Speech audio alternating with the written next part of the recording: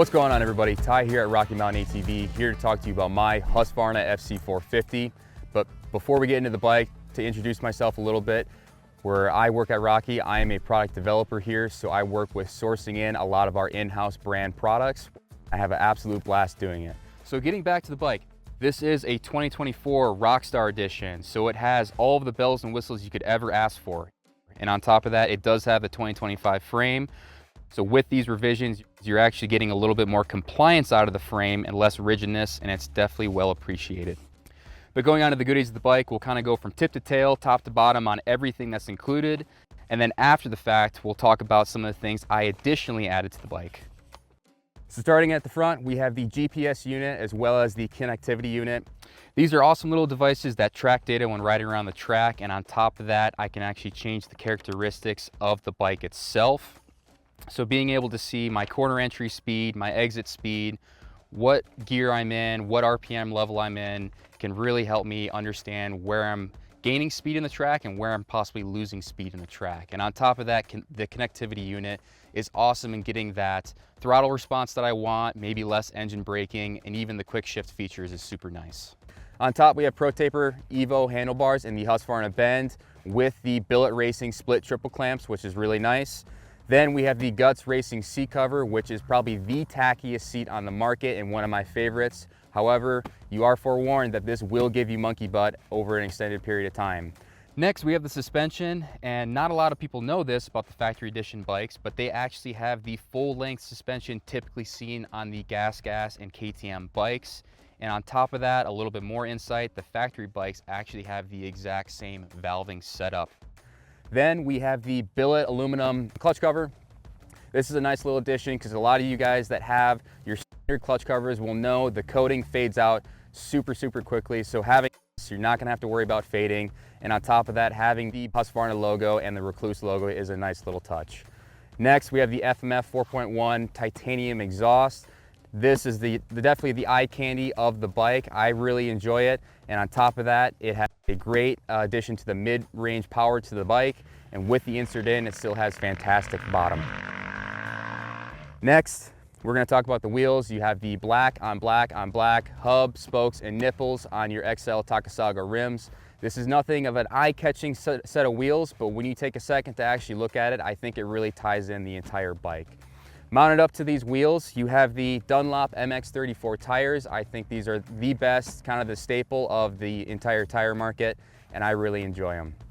Lastly, we're gonna talk about protection. It does come with the rotor guard as well as the engine case savers. I think this is kind of a must on any single bike, regardless of what kind of model it is, if it's a factory edition or standard edition. It just gives you peace of mind. The last thing you wanna do is damage your rotor and have a detrimental loss to your race. And especially, you do not want rocks or roofs cracking your cases. That would be like worst case scenario. So after going through all of the additional goodies that come on with this bike, I'm gonna talk about the few little additions that I added on top of it to either personalize it or help out with my riding within it. So again, starting out in the front, we have the Tusk RPM launch control device. This is a great little visual tachometer for you moto guys looking to add consistency to your gate drops. The last thing you want to be worrying about is if you have the right RPM, you don't want to be stalling it, and you certainly don't want to be looping out right off the gate. So this, after a little bit of practicing before your races where you found the desired RPM that you want, this is seriously going to help you.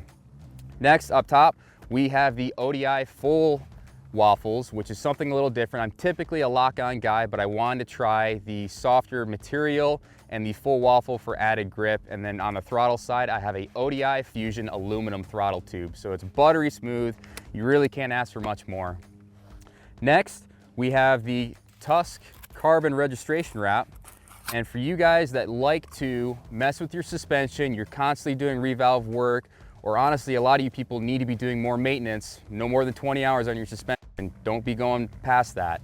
This is an awesome little tool for all your registration, because the more you're removing and installing your fork tubes, the more you're gonna damage this stuff. So this is super easy to take off real quick and then slap it right back on.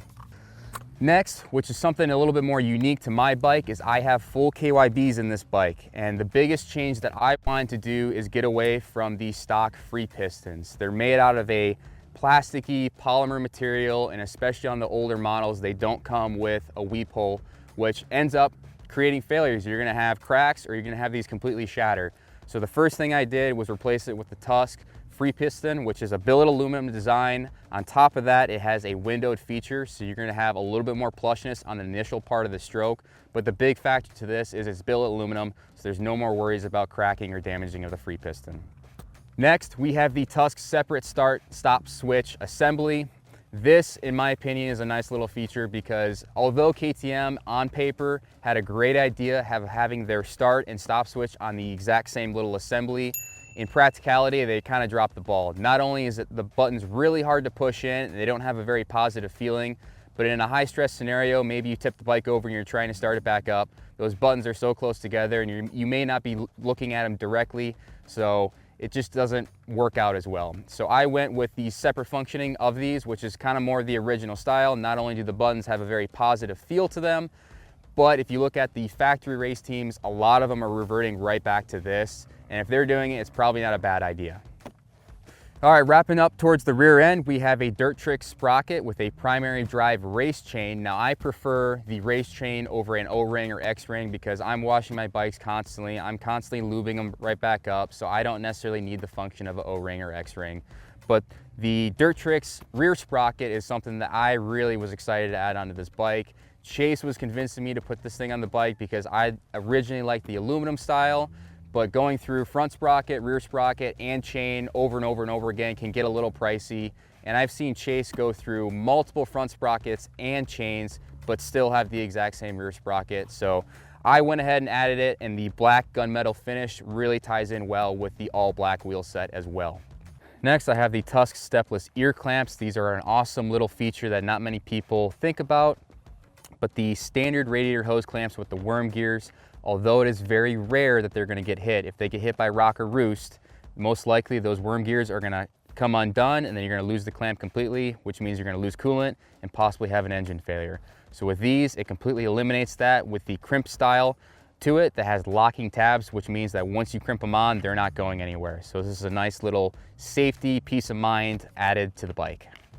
Lastly, the bike is absolutely littered with titanium bolts, especially when you look at the rear wheel. I think the titanium bolts really accent the all black wheels very, very well. But we have kits available for your triple clamps, to your bar clamps, to your handlebar mount stuff. You have your pinch bolts, your axle bolts, you have your banjo bolts, and then on top of that, you can buy separate 2-packs, which means if you go ahead and start measuring out different bolts, you can just start adding them onto your bike. So little things like my seat bolt and my rear brake master cylinder clevis, little bolts like this just add a little bit more pop to the bike, and I think they look great.